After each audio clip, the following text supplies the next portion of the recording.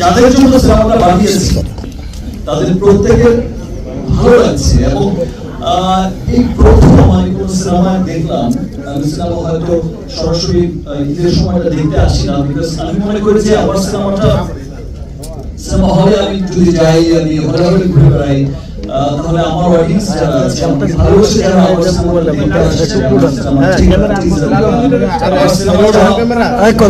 দেখতে আসছে,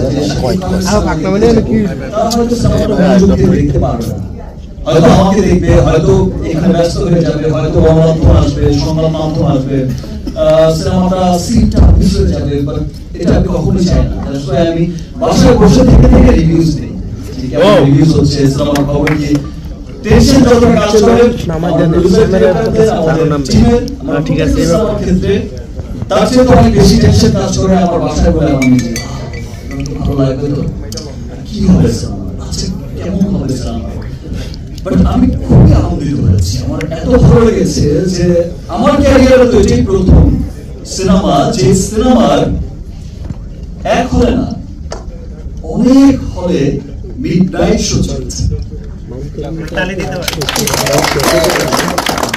আমরা শুধু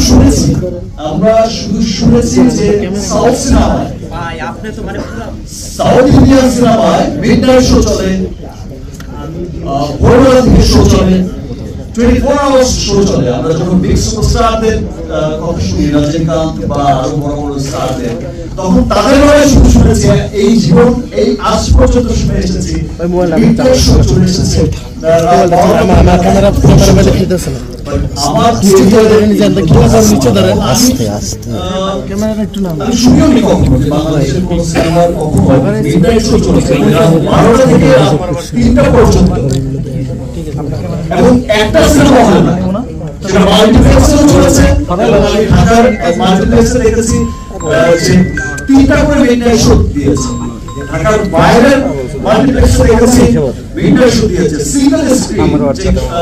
আমি শাওয়ার একটা পেজ দেখলাম, করতে পারে দেখালো যে সেখানেও মিডনাইট শো, অনেক সিনেমা। আমি যখন বললাম সংখ্যাটা কত, সংখ্যাটা কিন্তু 15-20 এমন হয়ে যায় মিডনাইট শো।